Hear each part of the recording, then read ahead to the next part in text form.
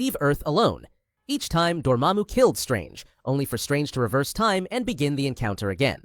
The loop is even implied to have lasted for centuries, with Dormammu trapped by Strange's magic until he finally realized the only way to escape was to accept Strange's bargain and leave Earth alone, making it one of the most overpowered displays of magic we've seen in the MCU. The Book of the Vishanti.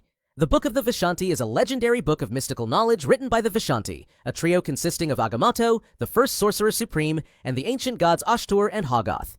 While the Darkhold contains the darkest forbidden magic in the universe, the Book of the Vishanti is its complete opposite, being regarded as the ultimate source of light magic and pure good.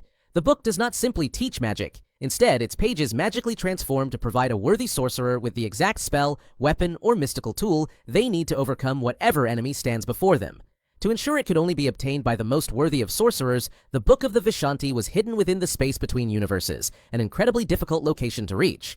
We never learn the Book of the Vishanti's exact spells or abilities in the MCU. However, we do know that the Doctor Strange of Earth 838 successfully obtained it and used its power to help defeat his universe's version of Thanos, despite Thanos already possessing 4 Infinity Stones, demonstrating just how incredibly powerful the book truly was.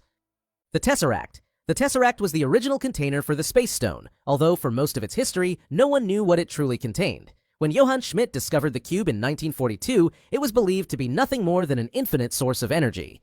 Hydra used its power to develop advanced energy-based weapons capable of completely vaporizing their enemies. The Tesseract's true power was first revealed when Johann Schmidt touched it, accidentally activating its ability to open portals through space. Instead of granting him control over it, the cube teleported him to Vormir, where he became the Stonekeeper, an immortal being destined to guard the Soul Stone for eternity. Years later, when S.H.I.E.L.D. obtained the Tesseract, they also accidentally activated its portal-generating abilities. This allowed Loki to arrive on Earth and eventually open a massive portal above New York, enabling the Chitauri army to invade the planet in 2012.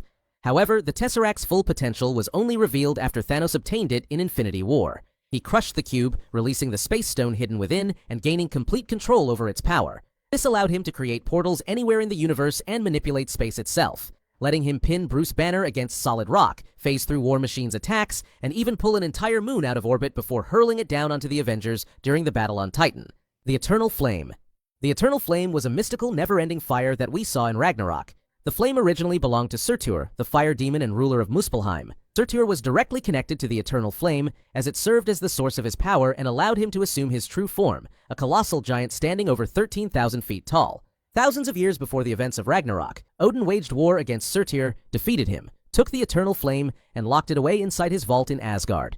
Without it, Surtur became heavily weakened and withered, which is why we see him standing only around 18 feet tall at the beginning of the film, where he is effortlessly defeated by Thor using Mjolnir. However, when Loki placed Surtur's crown into the Eternal Flame, Surtur was fully restored. He regained his true colossal form and became powerful enough to kill Hela with a single strike before fulfilling the prophecy of Ragnarok by destroying the entire realm of Asgard. Beyond serving as the source of Surtur's power, the Eternal Flame can also be used by powerful sorcerers to perform necromancy.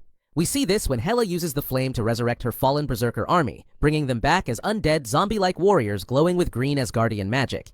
The Cloak of Levitation. The Cloak of Levitation is an ancient mystical relic that we first see with Doctor Strange when he discovers it inside the Bleecker Street Sanctum in New York. The cloak was forged centuries ago by powerful master sorcerers, who infused it